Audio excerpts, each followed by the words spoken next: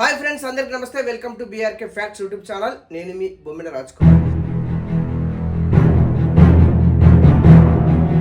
హైదరాబాద్లోని కుక్కట్పల్లి ప్రాంతంలో బాలిక హత్య కేసు మిస్టరీ వీడింది. ఎట్టకేలకు పోలీసులు అనేక రూపాల్లో దర్యాప్తు చేసి ఈ కేసును ఛేదించారు. హైదరాబాద్ కుక్కట్పల్లిలో 10 ఏళ్ల బాలిక హత్య కేసు మిస్టరీ వీడింది. 4 రోజుల పాటు ముమ్మరంగా కేసు దర్యాప్తు చేసిన పోలీసులు ఎట్టకేలకు నిందితుడిని గుర్తించారు. పక్కింట్లో ఉండే 10వ తరగతి విద్యార్థి క్రికెట్ బ్యాట్ను చోరీ చేయడానికి వచ్చి ఈ హత్య చేసినట్లు పోలీసులు నిర్ధారించారు.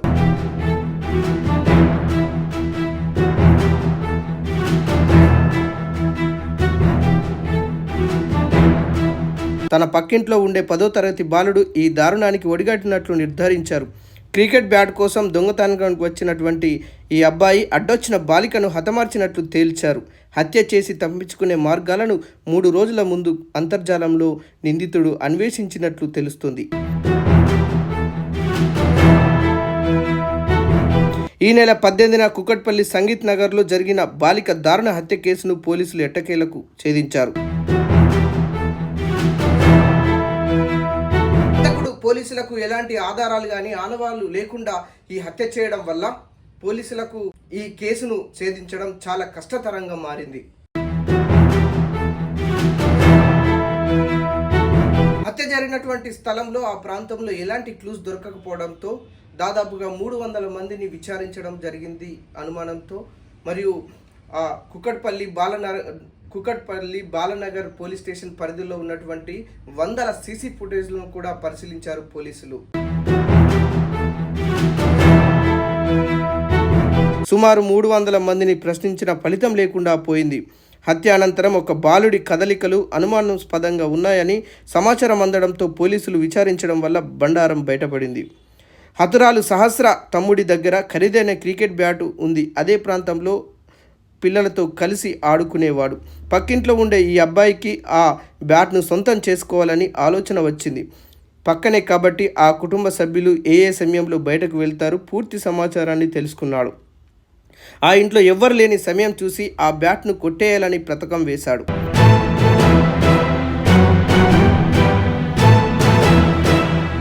ఎవరైనా అడ్డుకుంటే ఏం చేయాలి, ఎలా చేయాలి అని చెప్పేసి యూట్యూబ్ ద్వారా, వెబ్ సిరీస్ ద్వారా తెలుసుకున్నాడు.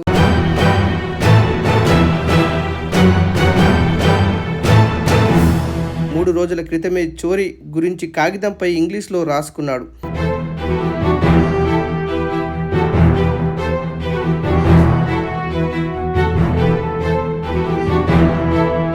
మొదట ఇంట్లోకి వెళ్ళి గ్యాస్ వద్దకు చేరాలి, గ్యాస్ పైపులు కట్ చేయాలి, తర్వాత గ్యాస్ను లీక్ చేసి బయటకు రావాలి, ఇంటి బయట తాళం వేసి బయటపడాలి.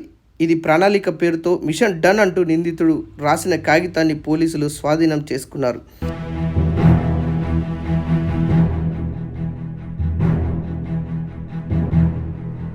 అయితే ఈ నెల 18వ తారీఖున సహస్ర తల్లిదండ్రులు బయటకు వెళ్లడం గమనించాడు. సహస్ర ఆమె తమ్ముడు కూడా పాఠశాలకు వెళ్ళి ఉండొచ్చునని భావించాడు. ఆ ఇంట్లో ఎవ్వరు ఉండరని ఇక అంచనాకు వచ్చాడు. ఇంటి తాళం తీయడానికి అతని ఇంట్లో ఉన్న వంటగది కత్తిని దాచుకున్నాడు. తమ ఇంటిపై నుంచి అపార్ట్మెంట్లోకి దూకాడు. తలుపులు వెనుకకు నెట్టడంతో మనిషి దూరంతగా తలుపులు తెరుచుకున్నాయి. అదే సమయంలో సహస్ర ఇంట్లోనే ఉంది. అది గమనించకుండా ఆ బ్యాట్ను దొంగలించి బయటకు వచ్చే ప్రయత్నం చేశాడు. అలికిడి గమనించిన బాలిక వెనుకకు తిరిగి చూసింది.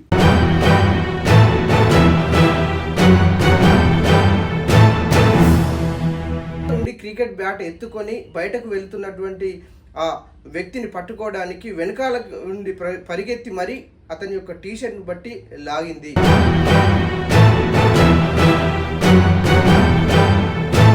ఇంట్లో నుండి బయటకు వెళ్ళడానికి ప్రయత్నిస్తున్న ఆ బాలుని చూసింది. పరిగెత్తుకుంటూ వెళ్ళి బాలుడి టీషర్టును పట్టుకొని కేకలు వేసింది. తమ ఇంట్లోకి వచ్చి బ్యాట్ తీసుకొని పోరిపోతున్నావని తమ తల్లిదండ్రులకు చెప్తానని బెదిరించి విషయం బయటకు తెలుస్తుందని బాలికను వెనుకకు నెట్టాడు.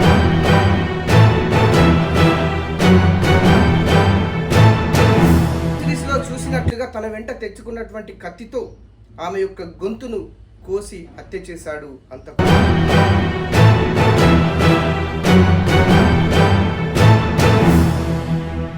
పొట్ట మీద కూర్చొని గొంతు నిలిమి ఊపిరాడకుండా చేశాడు. వెబ్ సిరీస్లో చూసినట్లుగా వెంట తెచ్చుకున్న కత్తిని తీసి బాలిక గొంతును కోశాడు. శరీరంపై విచక్షణ రహితంగా కత్తితో తూట్లుగా పొడిచి చంపాడు.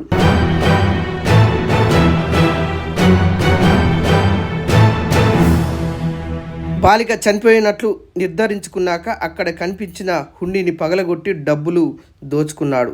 అనంతరం వచ్చిన మార్గంలోనే గోడ దూకి తన ఇంట్లోకి వెళ్ళిపోయాడు. హత్యకు ప్రయత్నించిన కత్తిని, రక్తం మరకలు పడిన టీషర్టును నీటితో శుభ్రం చేశాడు. మరో షర్టు వేసుకొని ఏమీ తెలియనట్లు బయటకు వచ్చాడు. హత్య అనంతరం పోలీసులు క్లూస్ టీంలు రంగంలోకి దిగాయి. కొందరు అనుమానితుల్ని తీసుకొని ప్రశ్నించారు. పిలిచి సహస్ర స్నేహితుల్ని విచారించారు. ఈ బాలుడు మాత్రం ఇది కరడుగట్టిన వారే చేసి ఉంటారని, వారిని మాత్రం కఠినంగా శిక్షించాలని కూడా పోలీస్ అధికారి కావాలనుకుంటున్నానని సిఐడిలోకి చేరి పట్టుకుంటానంటూ అమాయకంగా చెప్పడంతో పోలీసులు పసితనంగా భావించారు. చివరకు అతడే నిందితుడని తెలిసి నివ్వెరబోయారు.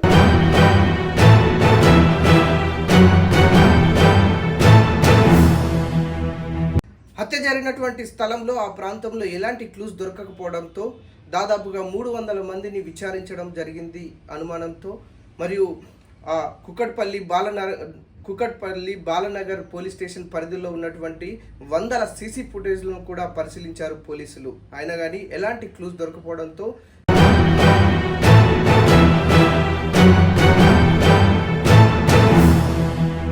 కేసు నమోదైనప్పటి నుంచి పలు కోణాల్లో దర్యాప్తు కొనసాగించినప్పటికీ చిన్నపాటి క్లూ కూడా దొరకకపోవడంతో ఘటన జరిగిన ప్రాంతంలో చుట్టుపక్కల వారిని అడిగి సమాచారం సేకరించారు.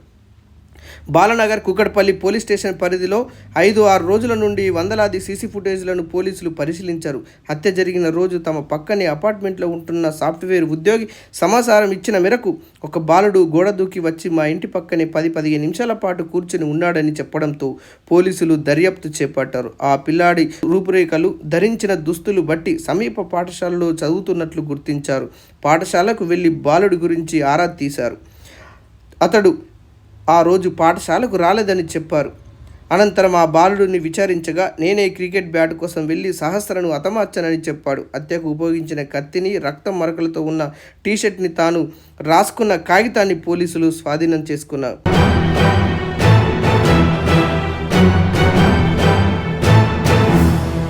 క్రికెట్ బ్యాట్ కోసం వెళ్ళి సహస్రను నేనే హత్య చేశానని చెప్పాడు హంతకుడు.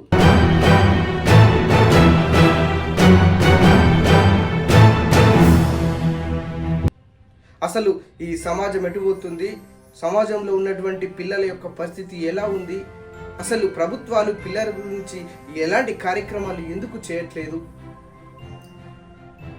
నేటి తరం పిల్లల్లో ఇంత ఉన్మాదాన్ని పెంచి పోషించేటువంటి ఈ సోషల్ మీడియా మాధ్యమాలు ఎందుకు నిషేధించబడతలేవు, ఓటీటీలతో వచ్చేటువంటి వెబ్ సిరీస్లో ఉన్నటువంటి క్రైమ్ స్టోరీలు చూసి మరి చెడిపోతున్నారు పిల్లలు. యూట్యూబ్ ద్వారా వచ్చేటువంటి సీన్లు చూసి చెడిపోతున్నారు పిల్లలు. ఇలా అనేక సోషల్ మీడియా మాధ్యమాల్లో వచ్చేటువంటి వీడియోలు చూస్తూ, అనేక సీన్లు చూస్తూ, అనేక విజువల్ చూస్తూ అట్రాక్ట్ అయి వాటికి ఆకర్షితులై పిల్లల్లో ఉన్నటువంటి ఇలాంటి ఉన్మాద చర్యలు అనేటువంటివి బయట వస్తున్నాయి. చదువుకోవాల్సినటువంటి పిల్లలు ఇలా చంపేంత ఉన్మాదులుగా, అంతకులుగా తయారు చేస్తున్నటువంటి ఈ సోషల్ మీడియా మాధ్యమాలను ఖచ్చితంగా ప్రభుత్వాలు నిషేధించాలి.